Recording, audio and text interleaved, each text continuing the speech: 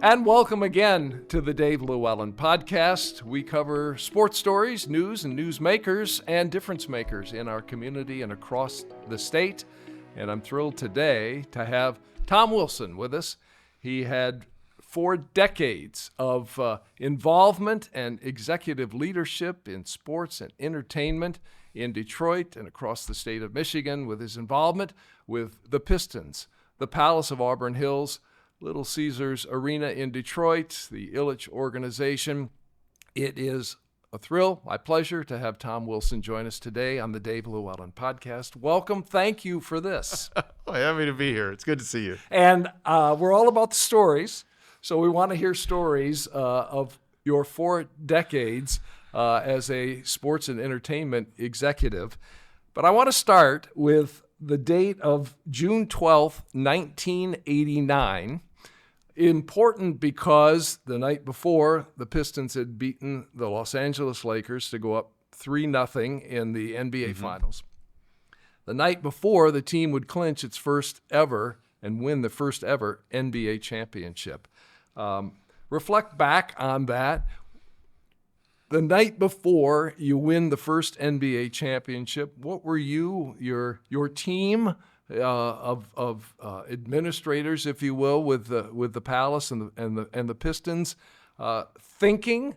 What was that moment like on the verge of winning a championship? Well, it was, Dave, it was still surreal. I mean, we had many of us had been there for 8 to 10 years, So in the first 5 of those years, we were just god awful. And then Isaiah came along, Kelly came along, and suddenly we had something, Kelly Chapuka. Yeah. Suddenly we had a team that was worth watching.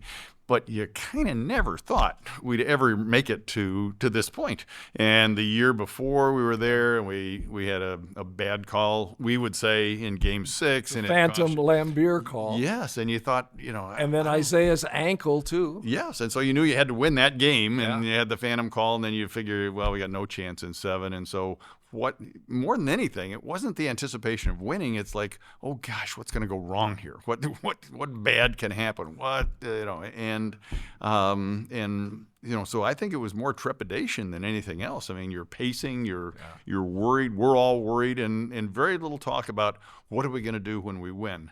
More like, oh my God, they're going to break our hearts again. Somehow we're gonna fail. Yeah, and as in the people in the front office, you're not on the court. You can't change anything that's happening on the court itself. In that moment, you just have to wait and see how it plays out and what the result is. Well, that's exactly right, and we should have won. I mean, Magic was down. Yeah. He'd pulled the hamstring. Byron Scott, the other starting guard, was out. He, I think, had also tweaked a knee or pulled a hamstring or something like that. So we've got the numbers. We're a better team.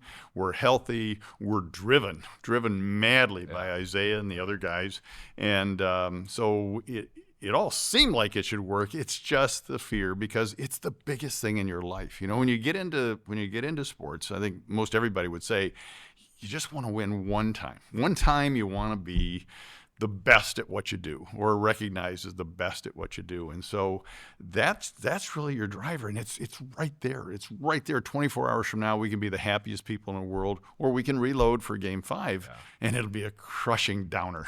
So yeah, I think nerves were probably the most important thing right now. So it happened. You won Game 4. You swept the Lakers. You win the NBA championship. This was out in L.A. Yes, it was. You win that first championship, and there's the celebration and the parade that follows and all that. You're on top of the mountaintop, and you were there when you were far from the mountaintop, and so to see that build and to have that leadership role in going from worst to champion.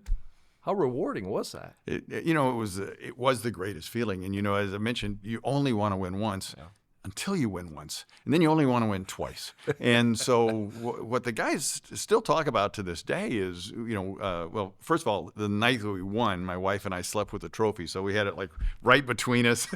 Nobody's getting this thing, we're just gonna, so Larry O'Brien's trophy was right there in bed in LA. In and of itself. Yeah, so we hopped on the plane, and we're flying back to Detroit, and I got everybody together, back somewhere in the middle of the plane, and I said, okay, let's start thinking about how do we take advantage of this, okay, because we just won this thing.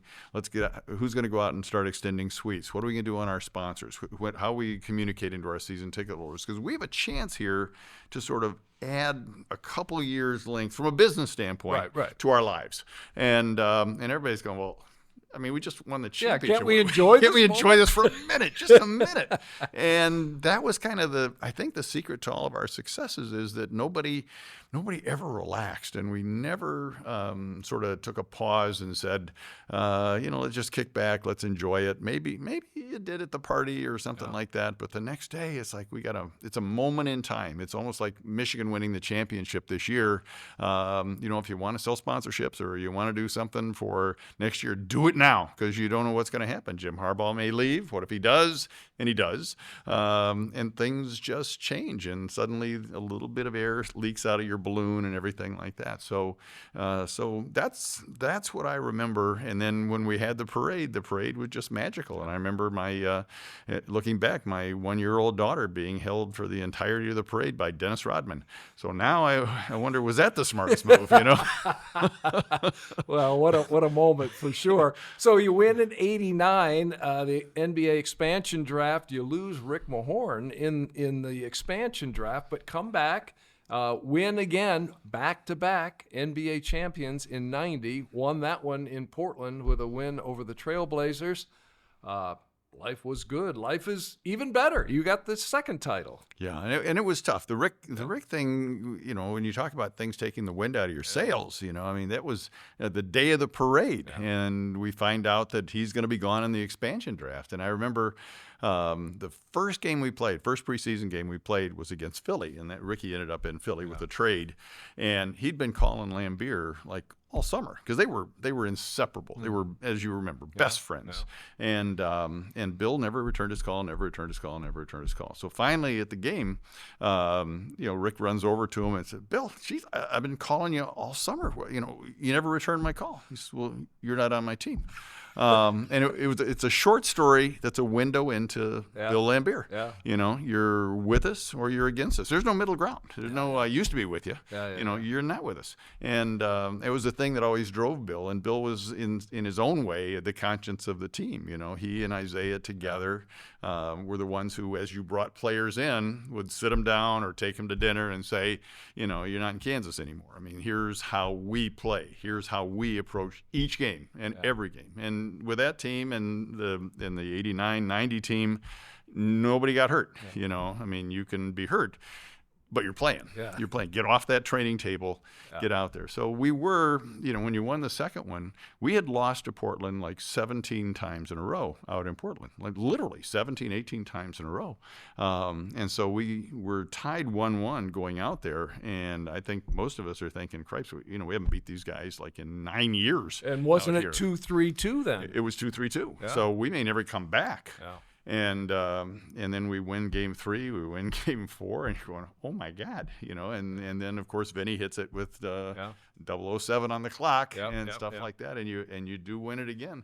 And it's a dangerous thing. When you're really good, you think we're always going to be good. When you're really bad, you think we're always going to be bad. You can't see the light at the end of any tunnel, and you can't see the end of something that's happening. But, guys age. Yep. And somewhere in there, the drive to get the second one was really, I think, as much Isaiah as anybody else. We didn't get enough credit for the first one. Mm-hmm. It was like a fluke in people's minds. If we get a second one, they can't take that away from us. Ultimately, I think the feeling is we never got the the credit that we probably should have had. And you could argue you should have had 3 in a row. Oh, we were close on that. And the Right. year before that, was the Bird interception of the inbounds pass where we would have beaten them in Game 6 and come home to maybe win the whole thing. Or Game 5, whatever it was. But anyway, it was crushing. And that's the thing that also, the reason you appreciate those titles is how hard it was to get there. Yeah. You got to get past Philadelphia with Dr. J. Then you got to get past Bird. Then you got to get past L.A. And then ultimately, you had to get past Michael when Michael became the story. Yeah. And when you do that, the feeling of satisfaction. I mean, it's great for us in the front office, but you can imagine what it's like for a player, and the player to finally get hopefully the credit that he really deserves. And you look at Isaiah; he always makes the point that I beat Bird, and I beat Magic. And I beat Michael. Yeah. Nobody else can say that, but he beat them all. Yeah, he did. He sure did. We're going to talk more about Isaiah, more about your career, certainly. But with Tom Wilson, former CEO, president of the Pistons and the Palace, Little Caesars Arena, Olympia Entertainment as well during his incredible 40-plus year career in sports and entertainment in Detroit. But talking about Isaiah, let's talk about a couple of the key figures on that team in that era, starting with Isaiah, who really became the face of the franchise and the driving force, as you say, on the court, demanding of others and really leading the charge to championships. He was supremely talented, smart, but a complex individual as well. Yeah.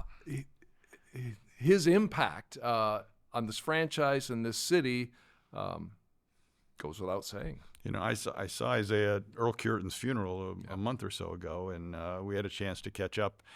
And I said, I don't know if I've ever told you this, but whatever success I've had in my career, I owe it all to you. I mean, without you, there is no Palace. And there is no Pistons success, or it would have come later, or it would have come differently, or it never would have come. I mean, who knows?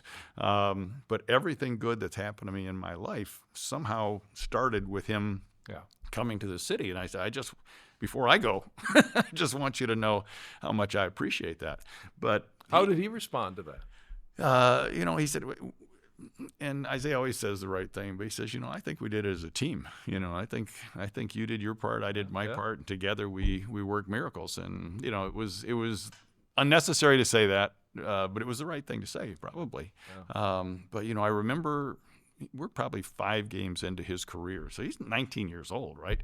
And we're stinking up the joint in like Game 5 or Game 6. We'd won our first 2 games that he played against Milwaukee and Chicago. And then we went into a swoon. And he gets the team together at halftime and reads them the riot act. I didn't come out of school for this bull, and just killed them. And we've got a lot of veterans in the locker room and stuff like that who are kind of astounded that this kid is coming in and chewing my ass, So, but, that's what he did. And I think it was Kelser that was telling me about it, that like everybody stood up and said, well, okay. But then in that moment, it became his team. Mm-hmm. And it was always going to be his team.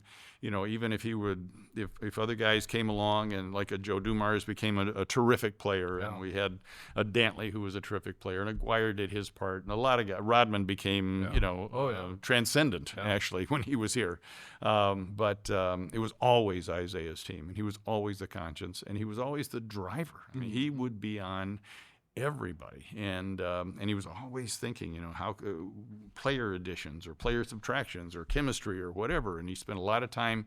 He saved Chuck's job one year when Chuck was on the firing line, and Isaiah went to Mr. D and said, we can win with this guy. Don't overreact. We're gonna be okay. And that was the year before we won the first championship. So he was instrumental in everything, but a very, very driven individual. And his co-conspirator, Lambier, in that, I mean, they were kind of tied at the hip for a lot of years, and especially during this championship run. They really were. And Bill, Bill was a guy that, he wasn't obviously the most athletic guy that you're going to find, not a great leaper or anything like that, but he's so smart. Yeah. And both he and Isaiah really knew the game, and they knew the tricks, and and sometimes you'd see Bill do something where he'd steal a jump ball or something like that because he'd move just a little bit quicker or sooner than you're supposed to, and stuff like that. And you talk to him after the game, he'd never acknowledge it. He'd just have a twinkle, like you caught me or you saw that or okay.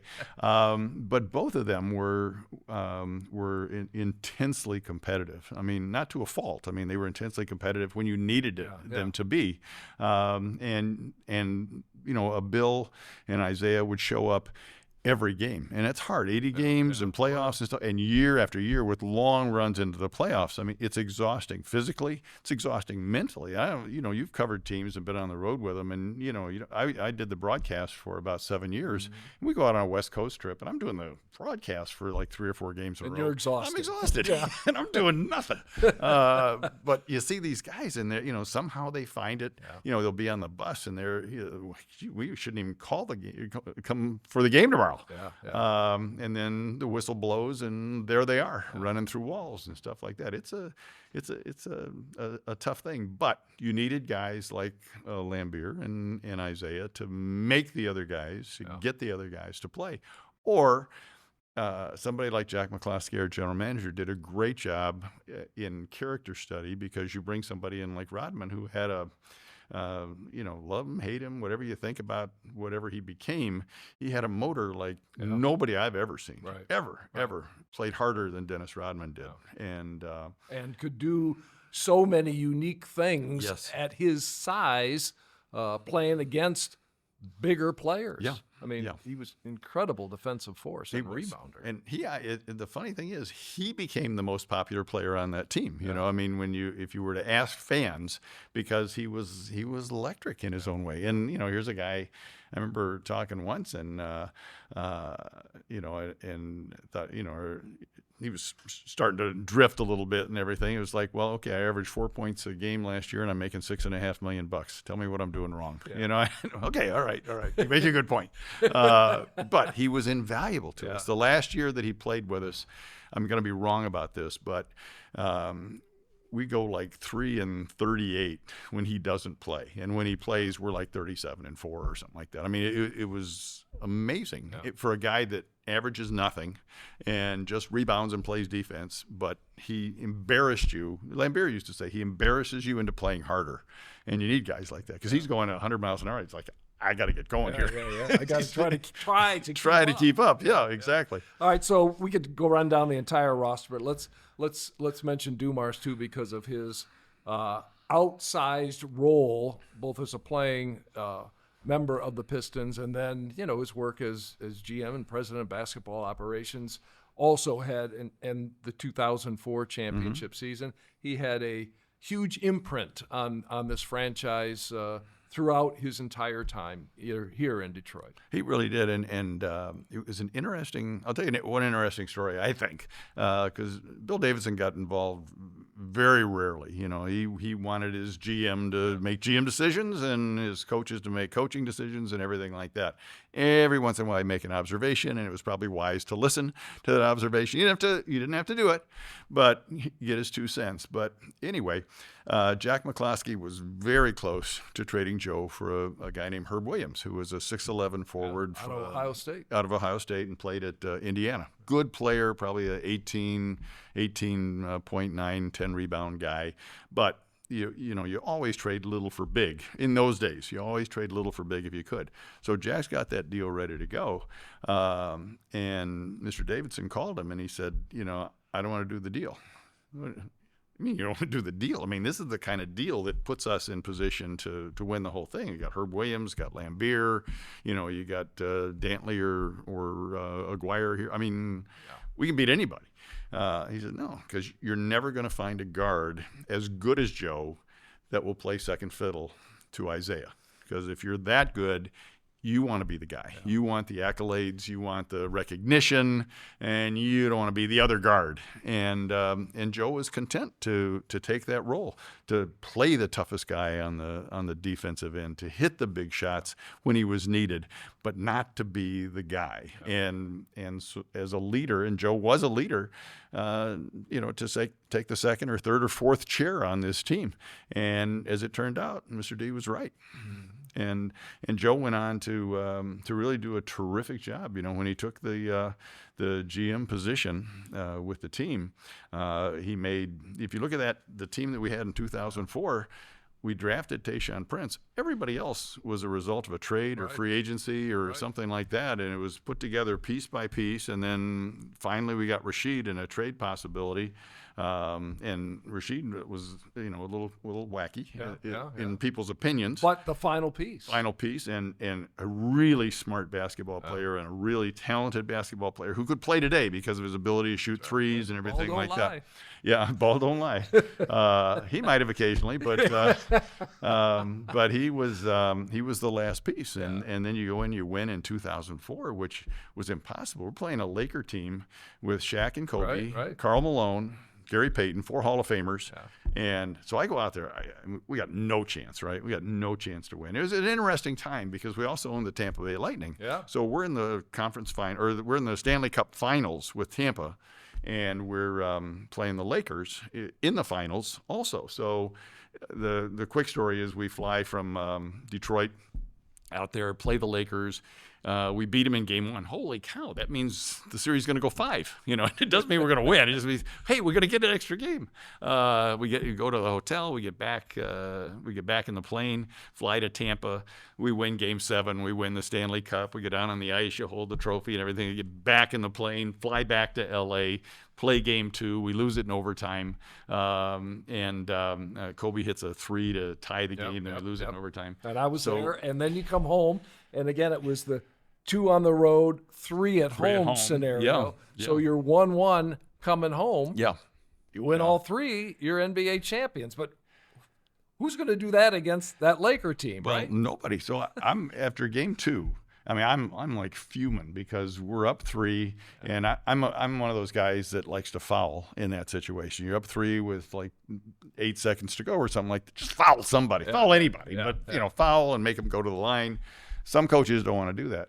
I think Larry Brown, who was our coach, did ask somebody to foul somebody, and they were late getting there. And so Kobe ends up hitting the shot. So I think, okay, well, there's a series. I mean, Christ, we could have been up 2-0. We could have won this thing. So I'm on the loading dock, and I'm pacing back and forth.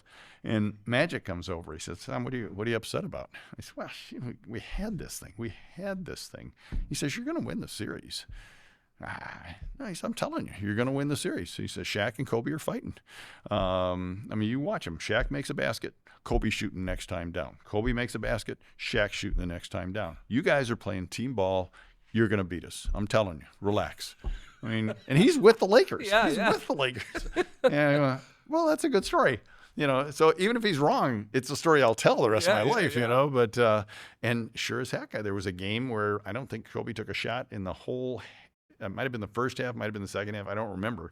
But I think he took 4 or 5 shots in a game or something like that because there was an issue somewhere. Yeah. And very un-Kobe-like, very un-Shaq-like. But, we won, and it was a series that it never occurred to me that we might win that thing going into it. Yeah, but what a good group of people Joe had put together. Yeah, he sure did. Yeah. All right, so – that's 3 championships with the Pistons. Fantastic. Let's go back to the beginning now. You were up in Detroit, Cass Tech, Wayne State, went out to L.A. To pursue an acting career. Yeah. You did some of that, then moved into the sports area, worked the Lakers, Kings, the Forum in marketing. Yeah. Then eventually came home, and Bill Davidson hired you. Or the Pistons hired you. Right. But very early on, I mean, you moved up, right? And at 28, as you mentioned, suddenly you're running the Pistons. We had lunch, and you told the story of that and what he was paying you to run an NBA franchise at the age of 28. Would you share that? Yeah, sure. I was when I was hired as the head of sales. For $14,000, and then when I took over the organization, I was bumped all the way up to 16. So, yeah, it was a different time. An NBA team making $16,000. Yeah. Should have been double that. Well, should have been double. Should have held out for. Should have held out for more. You were going to pass up that opportunity. Well, I mean, who gets that opportunity? Well, that's exactly right. You don't. And this, you have to remember, this was the rinkiest of rinky-dink franchises. I mean, when I went in, and they were still at Cobo Hall the last year at Cobo Hall, I was the 7th employee, you know, I mean, which was great because if somebody calls in sick, I'm the 6th employee, you know, and so you can just, if there's anything that goes wrong, you know, I'm going to be moving up. Yeah. But the next year we probably tripled our staff when we moved out to the Silverdome, but you still got 18 people. So it wasn't like I was the most talented guy. I was maybe the best of a bad lot. And, you know, but hey, opportunity knocks. Opportunity knocks. And the thing about Mr. D, one of the many amazing qualities of him, because I saw him do it with a lot of other people, not me, but a lot of other people, he can see what you can be, not what you are.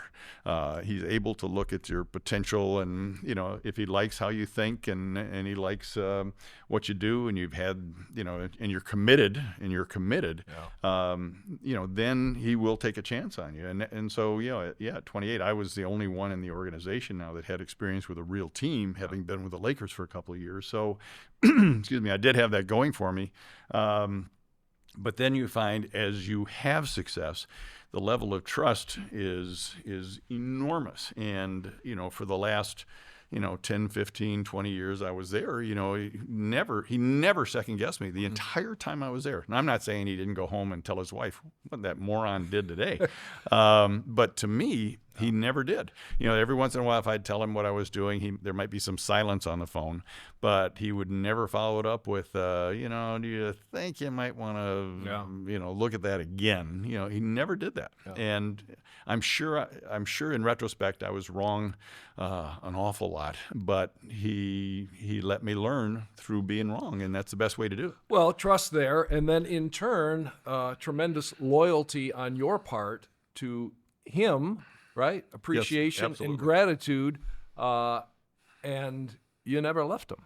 No, well, you know, I never had a father. My dad left when I was a year old, and so you know, I grew up single parent and only child and stuff like that. And so he was almost like a father figure, or maybe he even was. He's the closest, probably older male figure that was ever in my life. And we talked every day for, you know, 30 years. And so, you know, you learn about each other, you know, accidentally or through osmosis or something like that. But we'd vacation together and everything like that. So, yeah, you had a wide berth. And then the other thing is, fortunately, we were surrounded by great people in our organization, great front office.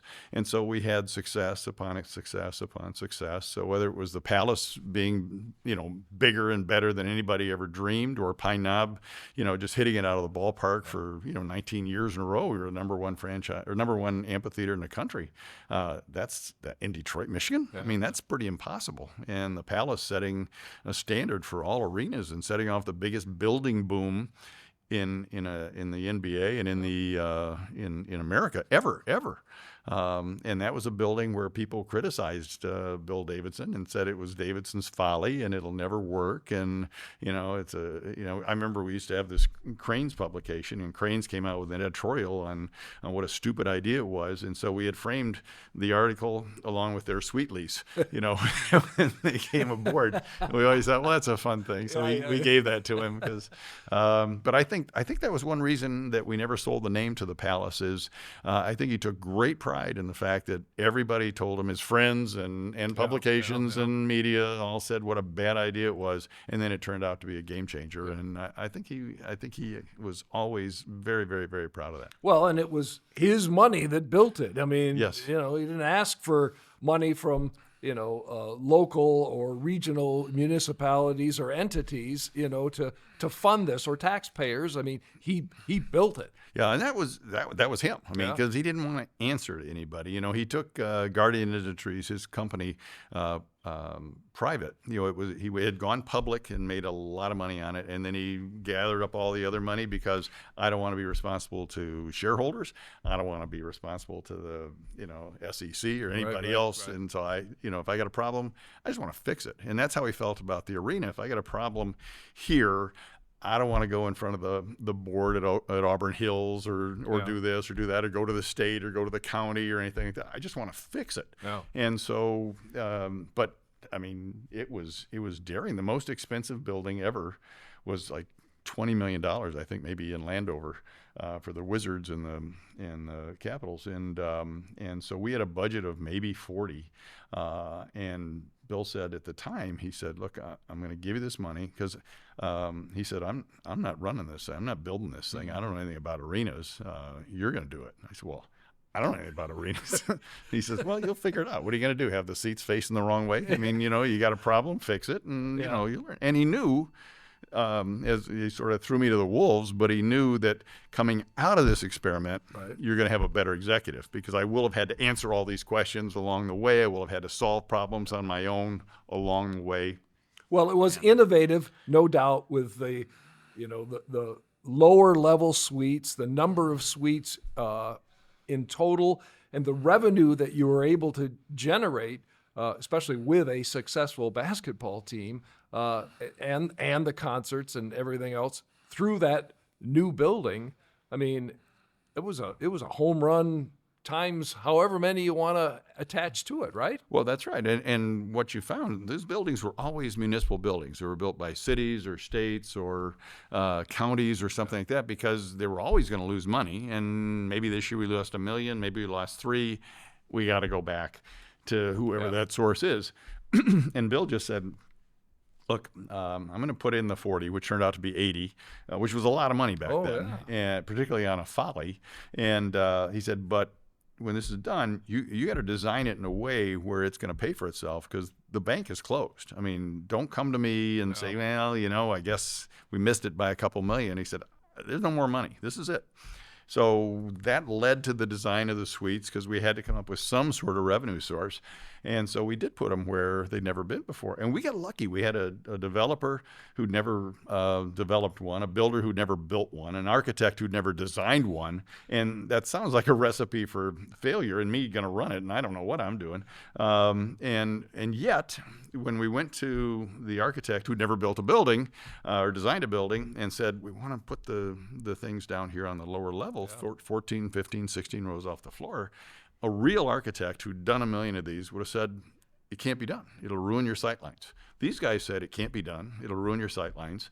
And I drew it on a napkin. I said, "What if we make almost like a bunker? We put all the entertaining back here under the stands. Then you won't necessarily, I don't think it'll work, but we'll work on it." And again, somebody who'd done 1 million of these things would have just thrown it in the trash. They went back, and they came back a week later and said, "If you want to do this, I think we can do it. It'll cost you a few seats down there, a few rows of seats, but you're selling those others at a premium level that's going to more than make up for that." So David Stern, who was the commissioner at the time, I remember we were at a Board of Governors meeting, so all the owners were there, and he says, "Gentlemen, you got one job this year, okay? You got to get to Auburn Hills, and you got to see that building.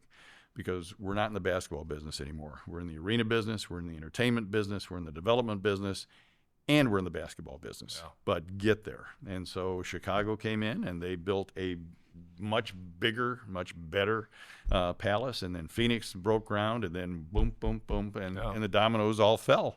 And the buildings that were open simultaneous with ours, like Miami and Orlando, those were gone in 10 years, and they'd had to replace them with something that looked more like ours. Let's fast forward now to your time with the Ilitch organization and the development of Little Caesars Arena, which you had a large hand in as well. Your experience with the Palace, how did that play into what was developed with Little Caesars Arena and what we have today, which is, state of the art, right? Yeah, it's a great arena. I think the difference in this one, whereas in the Palace, Bill sort of said, you figure it out, you do it, and everything like that. The Little Caesars Arena is really a credit to Chris Ilitch, because it started out as maybe a $500 million arena, and it ended up close to $1 billion. Somebody very passionate and very committed has to make those decisions every step of the way. And Chris was, he lived that thing, and he asked questions questions about every single element, design element and actual functional element and so forth. Everything, every sweet detail, I mean, you name it. And he was intimately involved. So whereas I could take a little bit of credit for the Palace, you got to give him, if you love the building, you got to give him all the credit in the world for making it happen. Yeah. And, maneuvering the minefield of trying to get funding for it and everything like that, because that's never easy. Right.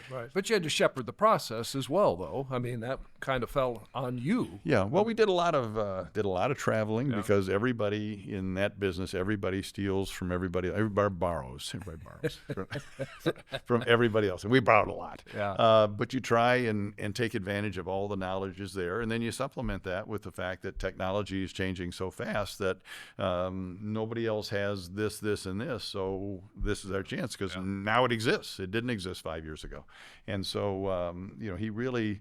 Whether it's the lighting in the ceiling or whatever it might happen to be, there were very few times if we took something to him and said, okay, it's this, but it's going to cost this. If it was a good idea, he'd say, let's do it. Let's go for it. And, all right. So let's talk about what had to be a very sad day for you, given that history, and that is watching the Palace come down. I mean, Tom Gores buys the Pistons from Karen Davidson, Bill's wife, widow, and still a beautiful building. Millions had been put into it after it was originally constructed. Didn't look dated, was fully functional, could have continued for years and years to come, but the decision was made to move downtown, move the Pistons downtown under the new ownership. Guess didn't want competition with buildings, whatever, right. But to see that building come down, that had to be a sad day. It was hard because when you're in that business, and particularly, if you go back, my mother-in-law found the property, when we decided to build it, because everything was hush-hush. So she was a realtor, and so she went out and found the property. We flew in a helicopter over 5 or 6 sites that she identified and picked that one. My wife had done a lot of the decorating of the suites and the offices and things like that. My kids grew up there, because you're at a million events, sure. You're at every family show, every conceivable, major concert and stuff like that. So, my son was a ball boy. My daughter was a ball boy for, 5 years, my son for 10. Yeah. It's all we knew. This was our life, a big slice of our life. And I wasn't the only one. So many of our people, they just stayed. Yeah. They just stayed forever and ever and ever. And there was no sort of migration out until I went downtown, and then probably 20 to 30 of the best people came with me, which was great. But that sort of eroded the Palace, I think, a little bit, because you lose that kind of talent. Sure. But all of us had this proprietary interest. And the interesting thing, I think, quickly, is that we had a lot of these folks who had been with us at the Silverdome. And so when we built the Palace, I think we sort of, as a culture, just sort of said, we want everybody's influence and input. So sponsorship guy, I'll work with you, but you figure out what we're going to do. Operations, I'll work with you, but you figure out what you. Yeah. So we had a proprietary interest on the part of so many different people. This is my building. Yeah. Well, it's my building. Well, it's my building. Yeah. And when everybody owns it and everybody feels that sense of pride, it's pretty impactful, I think. Yeah.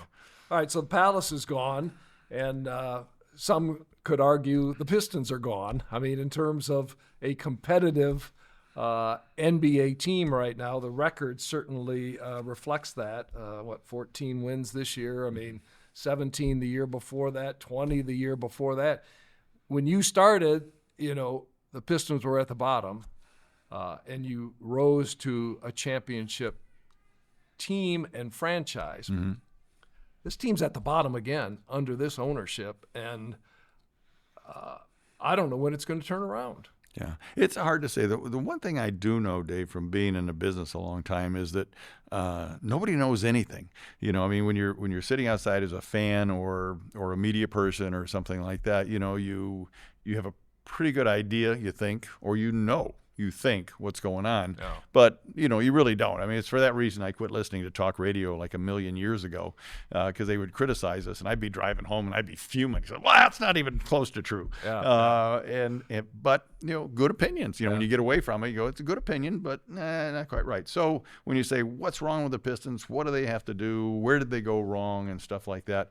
Sometimes it's buzzard's luck. You end up with the worst record in the league last year, and the worst you can finish in the lottery is 5, and you finish 5, and you'd spend all that time hoping for a Wembanyama or Scoot Henderson or somebody like that, and you don't, and you get a next a good talent in Oscar Thompson, but maybe not as good as as the other two guys who are maybe franchise players, and they could be in that situation again this year, even with the worst record in the league because of lottery and whatnot. So, and not a great draft year. Not considered a great draft year. So it's going to be some time. The thing as I look at it, they've got 4 or 5 pieces that are pretty good, and I'm not sure what happened this year. Some people would say they needed more veterans in there to show the young guys, because you got your 3 key people are under 22 on that team. And, I think somebody told me the other day, Michigan State started 4 guys older than the Pistons starters, a lot of games. Yeah. That's pretty interesting. And I think it's pretty true. And so, sometimes they need veteran leadership, and sometimes it comes from the coach, but very often you need it to come in the locker room. They've turned that roster over so many times already, and seemingly don't have a clue. I mean, I'll say it, you don't have to, but I mean, I don't know where they go from here. And now they're talking about a, president of basketball operations again to report directly to Tom Gores, with the general manager serving under him. I mean, is that the answer, or do they got to get rid of the guys that have been, calling the shots for the last, 4 or 5 years? Yeah, well, because it hasn't worked. Yeah, it's interesting. I sometimes look back, as I look at this situation, I look back to how did we piece it together back in back in the 80s when Isaiah came in, and you made a couple of great draft picks. I mean, Kelly Tripucka was not. Kelly was like not a top 10 pick or anything like that. He was a bigger star in the city for a year or two than Isaiah was. I mean, he was charismatic also in his own way, and he was a better scorer than Isaiah was early on. And then changes happened and everything like that. He got hurt and so on. But, when you think, as I mentioned earlier, when you're bad, you think we're going to be bad forever. And then something happens. And so when Doug Collins came in here, he made a couple of great trades, and we went from just god-awful to a playoff team to the next year. He was the all-star coach because we had the best record. Yeah. We started off when we brought in Flip Saunders after we lost Larry Brown, suddenly we go like 38-4 or 38-5 or something like that. Beat the '84 Tigers record, and like, how is this happening? So you can piece it together. We lost Grant Hill, and we got stuck with Ben Wallace, and it turns out to be the transformational player, and he became the conscience of that team. Chauncey Billups, a free agent that had flamed out with 4 or 5 other teams. Rip Hamilton we get for our best player, Jerry Stackhouse. People criticize that trade, but he was a great piece. So he fit. It's piece by piece, and it's patience, and it's trying to be right, 80% of the time. And you got to do your homework, and maybe you don't take a lot of chances, or maybe you put yourself in a position where I got to get this piece, and we'll mortgage a little bit of the future. And even given that, how bad it has been, Tom Gores, who bought the team for what, $325 million, at least that's one figure I read. The valuation of franchises has just exploded, and so the Pistons win 14 games, but if you believe the Forbes magazine valuations of franchises, they're worth over $3 billion. It's amazing. That's a hell of a return on investment, isn't it? It is, and it's and without success. Yeah, without success so far.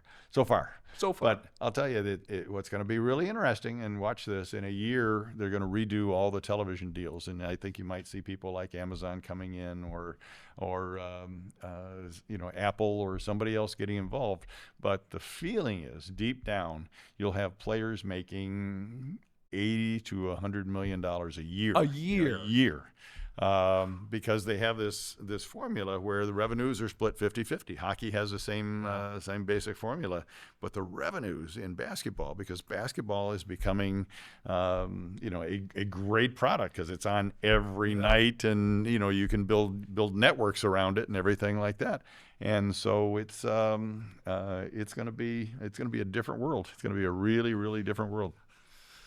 And you stepped out of it. And I stepped out of it, or they threw me out. I'm not sure which it was. Do you miss it in retirement? I miss a lot of things. When I left the Lakers, and